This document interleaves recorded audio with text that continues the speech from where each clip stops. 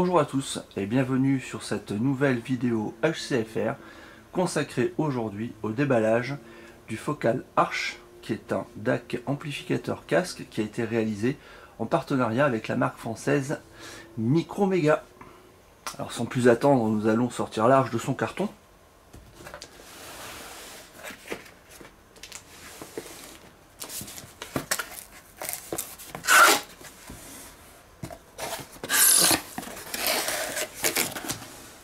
Il s'agit d'un conditionnement très sérieux dans un double carton.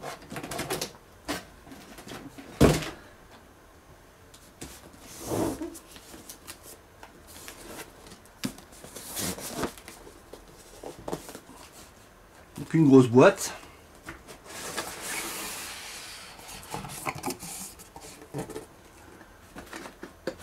Tout est bien protégé à l'intérieur.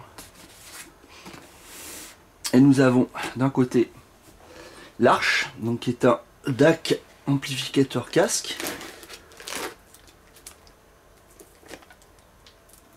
Très bien conditionné.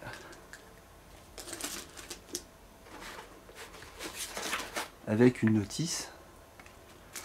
Et comme vous voyez là, un accessoire, donc comme on le voit sur la notice, qui s'en fiche sur l'Arch, et donc qui sert de support casque. Ça c'est assez ingénieux, c'est original. Et ici, la boîte aux accessoires, dans lequel nous trouvons tout le nécessaire pour fixer le support casque et des petits patins en caoutchouc. Et les câbles d'alimentation, notamment le câble d'alimentation fait pour l'Europe, celui qui nous intéresse. Et si nous trouvons un câble d'alimentation fait pour les États-Unis, c'est parce que l'Arch a une alimentation à découpage universel.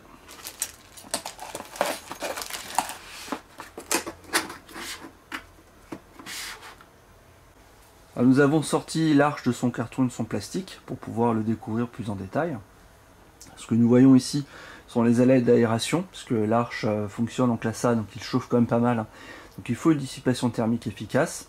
Et les ailettes serviront aussi à fixer le support casque. La petite originalité que propose l'Arch par rapport à ses concurrents. Alors comme vous pouvez le voir, il s'agit quand même d'un appareil de taille respectable. Hein, il est assez gros. Moi, je le trouve assez lourd aussi, donc ça prouve qu'il y a une construction de qualité qui est bien faite. C'est une chose qui devient de plus en plus rare avec les DAC amplificateurs casque, qui ont tendance à être de plus en plus compacts, de plus en plus petits. Sauf exception, bien entendu.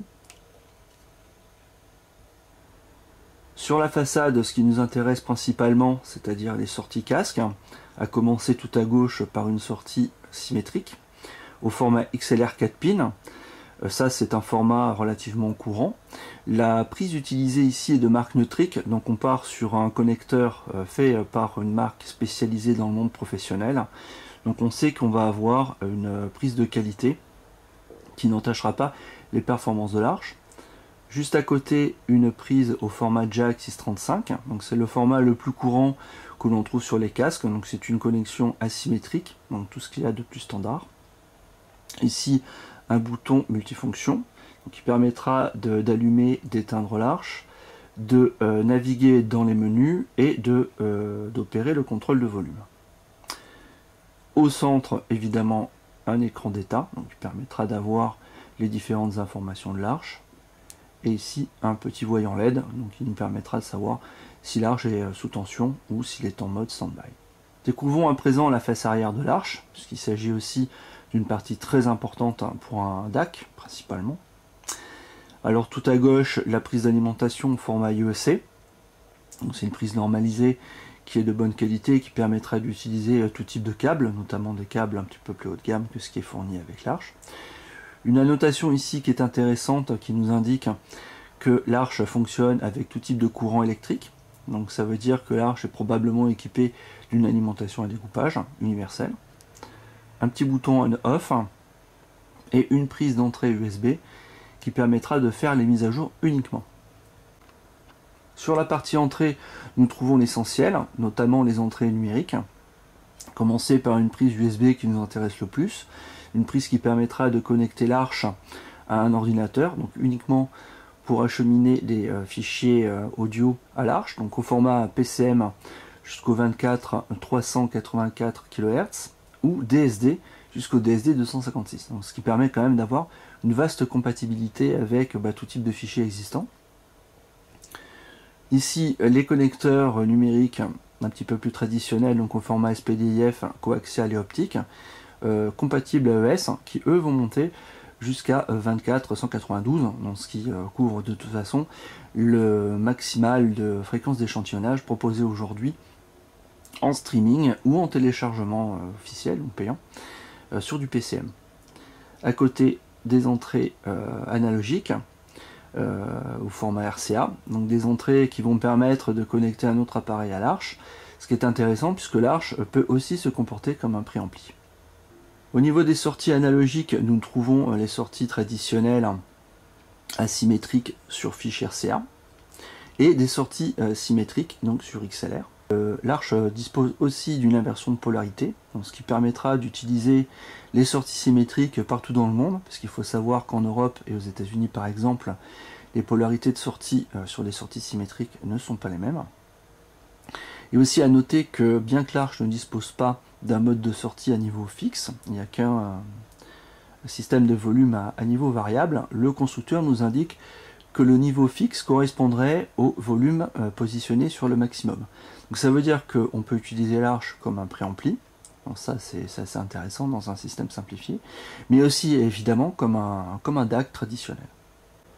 Je vais vous présenter les différents accessoires qui sont livrés avec l'Arch, à commencer par le fameux support casque qui s'en fiche à même le DAC. Alors Focal nous livre une pièce métallique, joliment bien faite, qui rappelle le logo de la marque et qui a exactement la même forme que la pièce qui se trouve sur le support qui est vendu individuellement. Alors pour en ficher le support, Focal nous fournit une petite pièce ici que l'on enfiche en guise de repère. On glisse par la suite le support casque. Tout est bien protégé, hein, faut pas s'inquiéter. Donc on arrive tout en bas, ça nous permet de positionner correctement le support et ensuite de visser par le dessous. Donc nous avons ici les différentes entrées pour pouvoir passer les vis et sécuriser le support casque dans l'Arch. Deuxième et dernier accessoire, puisque malheureusement l'Arch n'est pas livré avec beaucoup d'accessoires, les petits patins qui se mettent dessous.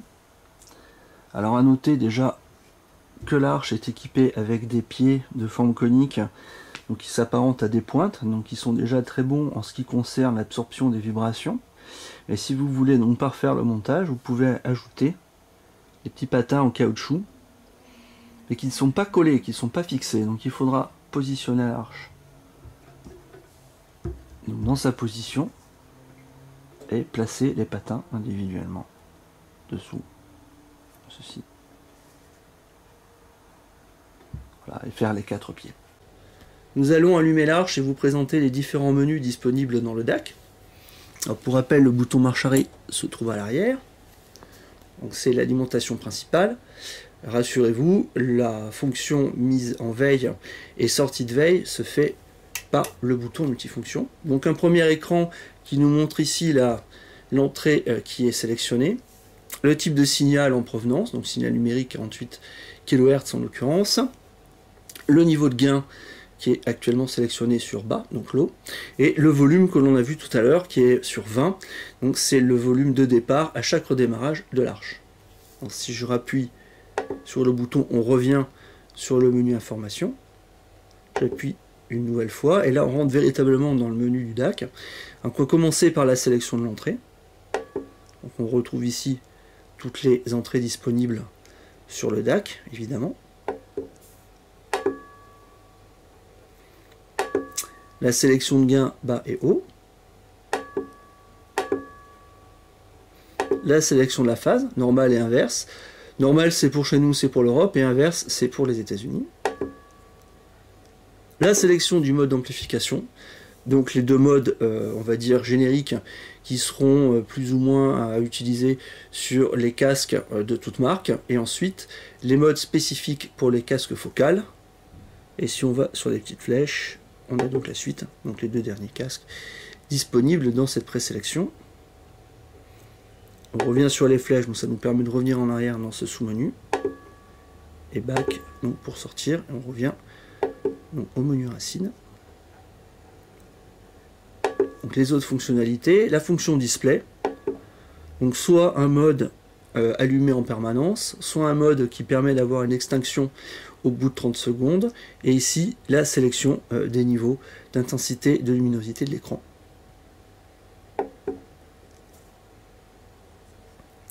Le mode mise en veille automatique, donc avec deux simples sélections, donc pour le couper et le mettre en marche. On ne peut pas choisir la durée avant laquelle l'arche se met en mode veille. Bon, c'est dommage, mais de toute façon, ça reste un usage simple, et ce qui est proposé est largement suffisant.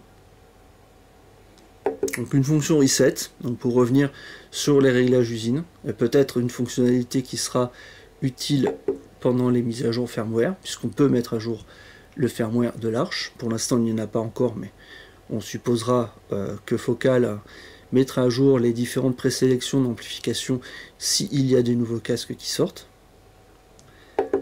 La touche info, donc qui nous permet de connaître la version du firmware, le numéro de série. Et la touche back pour revenir en arrière. Voilà, c'est à peu près tout. Il nous reste à mettre l'arche en stand-by, donc par une pression prolongée du bouton multifonction. Mise en stand-by.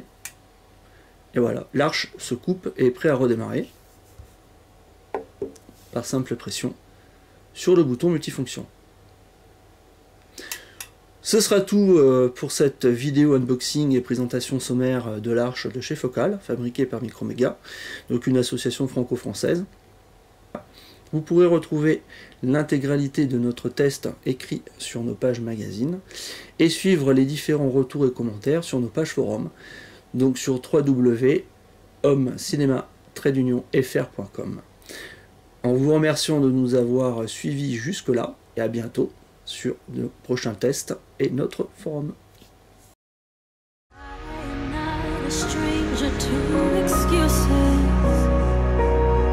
Burned me once or twice, I expect